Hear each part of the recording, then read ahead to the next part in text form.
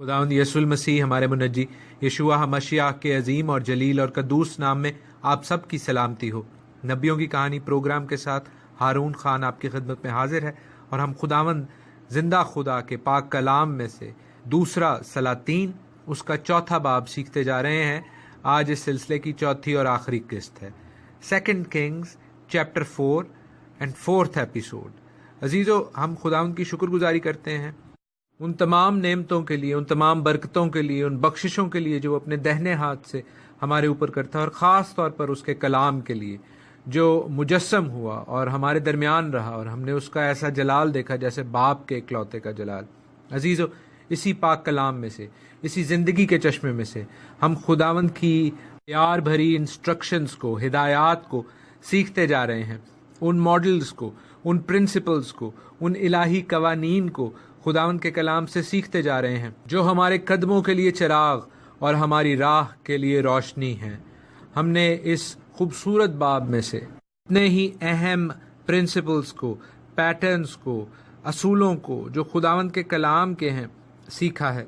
अजीज़ों, हमने अलीशा की उस गरीब बेवा की मदद करते देखा, फिर हमने शूनीम के उस ख़ानदान के हवाले से उस बरकत को, उस मौजज़े को देखा। वो मियाँ बीवी जो औलाद पैदा करने के काबिल ना थे, खुदावंद ने उनकी दिल की आरजू पूरी की और उन्हें औलाद जैसी अच्छी मीरास दी। और फिर हम देखते हैं कि जब वो लड़का मर जाता है तो खुदावंद ताला अपने बंदा अलीशा के ज़रिए उसे ज़िंदगी देता है। ये बड़ा मौजज़ा हम देखते हैं और आज भी इस बाब में, इस चैप्टर में हम 2 बड़े मौजज़ों को देखेंगे और उनसे खुदावंद के कलाम के उन पैटर्न्स को, उन मॉडल्स को, उन इलाही कवानीन को सीखते जाएंगे जो हमें बाकी लोगों से मुमताज़ करते हैं, मुनफरिद करते हैं, डिफ्रेंशिएट करते हैं, सैंक्टिफाई करते हैं, होली बनाते हैं, मुकद्दस करते हैं। अजीज़ों, ये खुदावंद का कलाम ही है जो हमें बाकी लोगों से ज़्यादा विज़डम, अक्ल, फहम बख्शता है। मेरे साथ खुदावंद के कलाम में से देखें। खुदावंद का कलाम इस्तिस्ना की किताब में, ड्यूटरोनमी की किताब में यूं कहता है कि अगर तू खुदावंद अपने खुदा की बात को जांफिशानी से मानकर उसके उन सब हुक्मों पर जो आज के दिन मैं तुझको देता हूँ एहतियात से अमल करे, तो खुदावंद तेरा खुदा दुनिया की सब कौमों से ज्यादा तुझको सरफराज करेगा।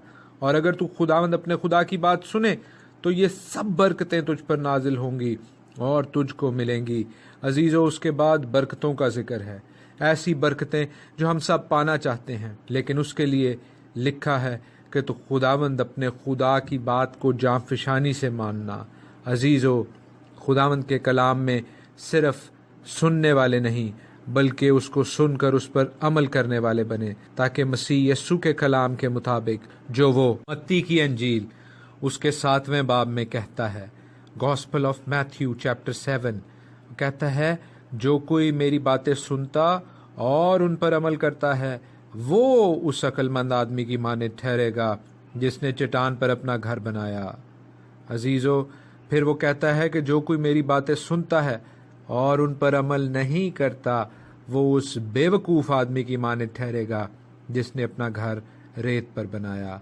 अजीज़ों, आएँ अपना घर चट्टान पर बनाएं, आएँ खुदावंद की नज़र में और इंसान की नज़र में मकबूल हो जाएं, दानिश हासिल करें, फ़हम हासिल करें, विज़डम हासिल करें, जो कि खुदावंद के कलाम में बढ़ने से हमें मिलता है। हम सलातीन के चौथे बाब में आते हैं, 2 किंग्स उसका 4th चैप्टर और 38th वर्स से आगे पढ़ना शुरू करते हैं, जहाँ पर 2 और मोजज़े हम आज देखेंगे और सीखेंगे। अजीज़ों, लिखा है कि एलीशा फिर जलजाल में आया और मुल्क में काल था और अंबियाज़ादे उसके हजूर बैठे हुए थे और उसने अपने खादिम से कहा कि बड़ी देग चढ़ा दे और इन अंबियाज़ादों के लिए लिप्सी पका। अजीज़ों, मुल्क में काल है।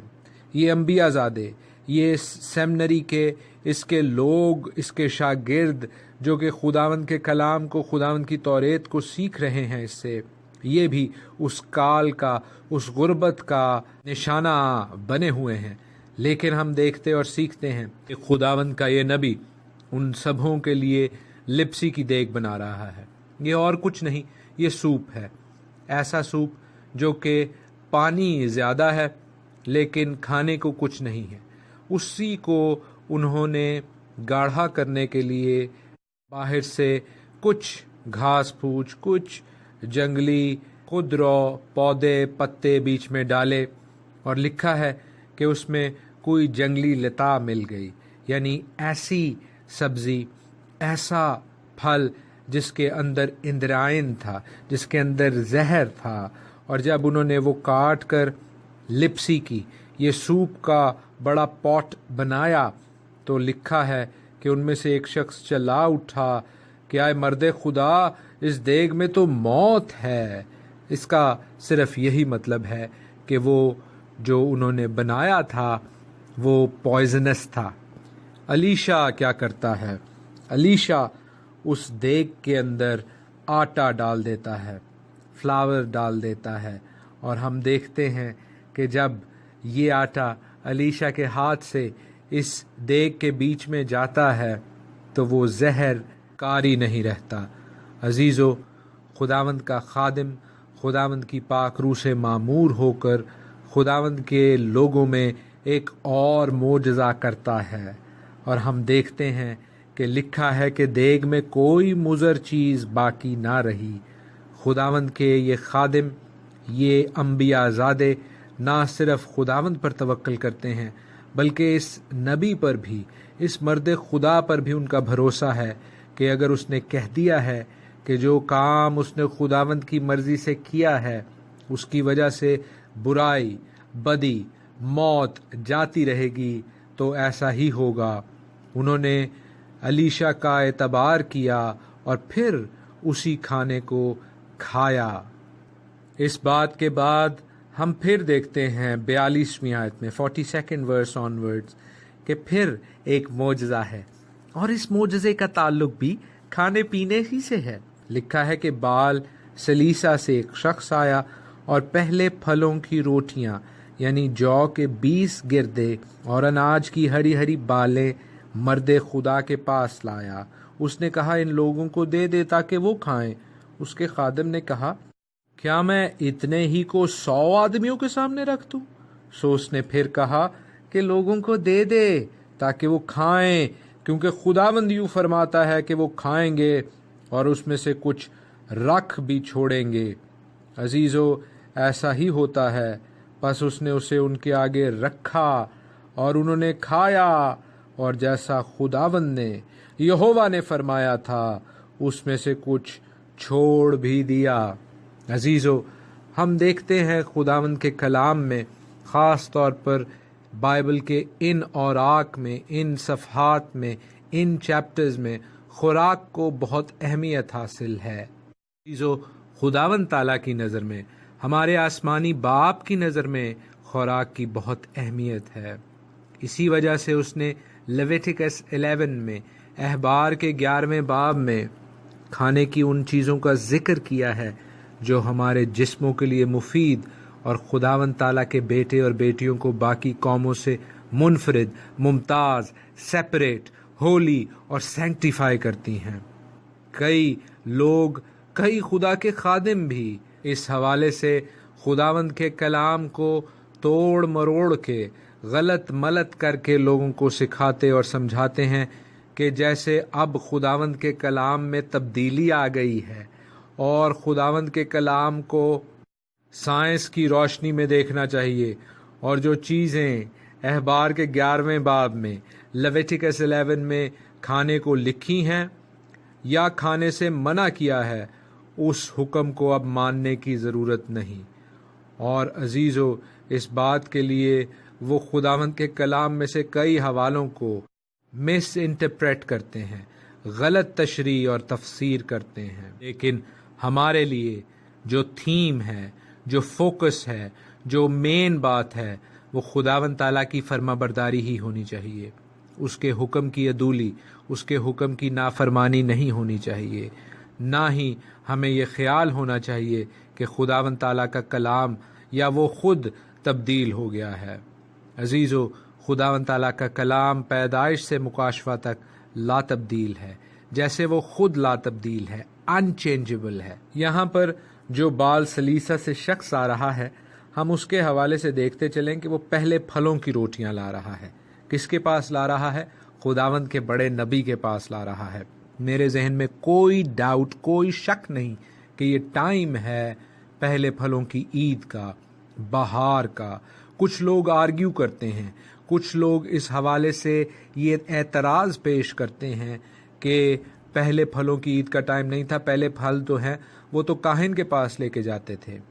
अजीज़ो, बेशक काहिन ही के पास लेके जाने चाहिए, लेकिन याद रखें कि ये नॉर्दर्न किंगडम है, ये इसराइल है, ये शुमाली सल्तनत है। यहाँ पर खुदावंद की हैकल मौजूद नहीं थी। खुदावंद की हैकल थी जनूबी सल्तनत में, सदर्न किंगडम में, यहूदा में, और वहाँ पर जाने के लिए इसराइल के बादशाह लोगों को इजाज़त नहीं देते थे, क्योंकि उन्होंने अपने बैत-एल में और दान में बुत रखे हुए थे। लेकिन इसके बावजूद हम देखते हैं कि ऐसे लोग हैं जो खुदावंद की ईदों का, खुदावंद के मुकर्ररा औकात का ख्याल रखते हैं, जैसा आजकल के ज़माने में है। अजीज़ो, हम खुदावंद के कलाम में से इस शख्स को देखते हैं, इस पायस शख्स को, इस पाकबाज शख्स को, जो खुदावंद के हुक्म के मुताबिक, खुदावंद के मुकर्ररा वक्त पर, उसके कौल के मुआफिक अपने पहले फल जो हैं वो खुदावंद के बंदा के पास लाया। बेशक काहिन के पास नहीं ले जा सकता, लेकिन खुदावंद के बंदा के पास, अलीशा के पास लेकर आता है और चाहता है कि उनसे बाकी अंबिया ज़ादों को भी खिलाया जाए। लेकिन सब के लिए काफ़ी नहीं था। अलीशा अलबत्ता कहता है कि तू ये सब को दे दे। यहाँ पर जो वर्ड लिखा है 100 आदमियों के सामने रखने का, दर हकीकत ये अपने फैमिलीज़ को रिप्रेजेंट कर रहे थे, उनकी नुमाइंदगी कर रहे हैं। तो ये सिर्फ 100 लोगों को नहीं जा रहा, बल्कि 100 फैमिलीज़ को जा रहा है ये खाना। और ये 20 गिरदे 20 लोव्स इनफ नहीं थे, काफ़ी नहीं थे 100 फैमिलीज़ को ये खुराक देने के लिए। लेकिन इसके बावजूद हम उस ईमान को देखते हैं, उस भरोसे को देखते हैं जो अलीशा खुदावंद पर करता है। और अजीज़ो, हम देखते हैं कि वो शख्स भी अलीशा की बात को सुनता है और उस पर अमल करता है। जब मैं इस कहानी को, इस वाक़े को पढ़ रहा था, तो मेरे जहन में यूहन्ना की अंजील के 6 बाब का ये वाक़या भी गूंज उठा।